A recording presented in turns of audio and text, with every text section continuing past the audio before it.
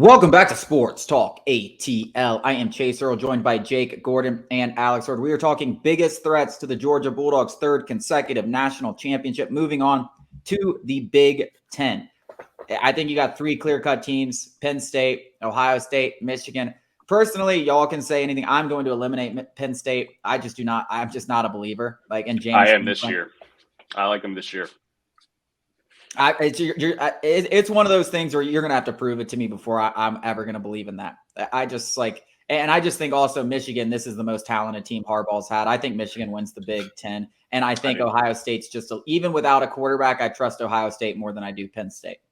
I think Penn State's ever going to do it. Yeah, if Penn State's ever going to do it, it's going to be this year. I think Michigan's definitely going to win the Big Ten again, though. I'm definitely on board with Michigan. Penn State, this is by far the most talented team James Franklin's ever had.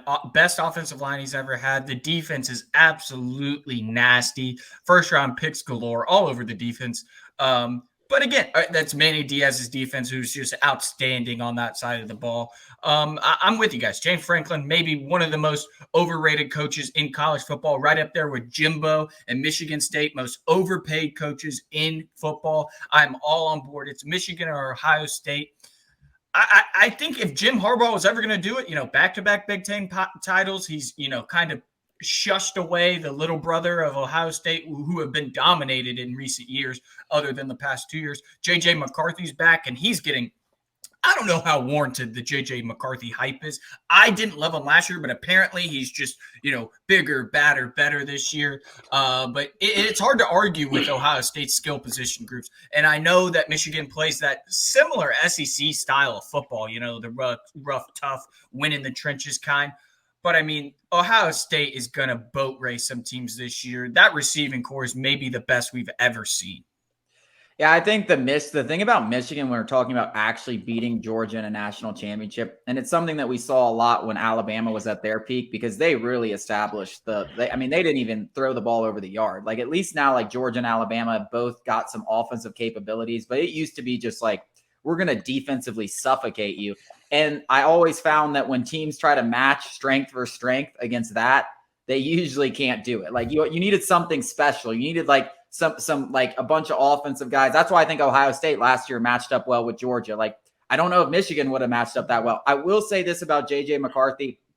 I get the hype, and I'm buying the hype, because at the end of last year, he was very, very good. He was the last thing we saw was him being terrible, him losing the game. But he wasn't terrible. He still put up 50 points.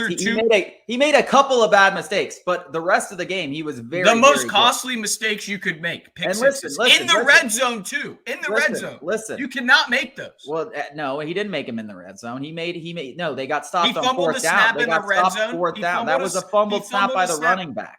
It was a he did fumble a snap between the sitters. They had 2 fumbles in the red zone. All I'm saying is I'm buying the hype. You can sit there and talk about anomalies that are probably never going to happen again, like a fumbled snap, and try to say that he's not good because of that, but I think that's ridiculous. If you're telling me decision making, if you're banking on a fumbled snap to beat Michigan this year, good luck. He threw 2 pick sixes. All right, that's fine. He also threw 5 touchdowns. He's against the defense that Georgia put 65 points. That's fine. I'm just telling you, I'm buying the hype. You can be wrong here. Just watch. He's going to be good this year. I didn't say he's going to. Let's talk about Ohio State's quarterback situation, though. Are they going to? Because they have all the weapons, right, to be this explosive offense. Are they going to be able to find? Because if they find a quarterback that can get it to those weapons, they're going to be dangerous again. Yeah, it would be really, really interesting if they still had Quinn Ewers. People forget he was at Ohio State first, and then he went back to Texas. But I think it's Kyle McCord. Maybe he's going to be the guy there this year. He's definitely not C.J. Stroud, at least not yet. But, Ohio State is always going to be at least a respectable football team. They're still very talented. They still have probably the best overall player in the country, maybe Marvin Harrison Jr. They're still going to be decent. They're still going to be solid. Yeah, for all the flack that Georgia gets about the transfer quarterbacks, you look at Joe Burrow, you look at Quinn Ewers. Listen, if you recruit talent, some of it's going to leave because only one guy can start. So I do think that's funny. I don't know about Ryan Day, though. I think I trust Jim Harbaugh a little more than Ryan Day. Coming up after the break, we're going to talk about the Big 12 and Pac-12 competitors that can potentially stop Georgia's run to a third national championship.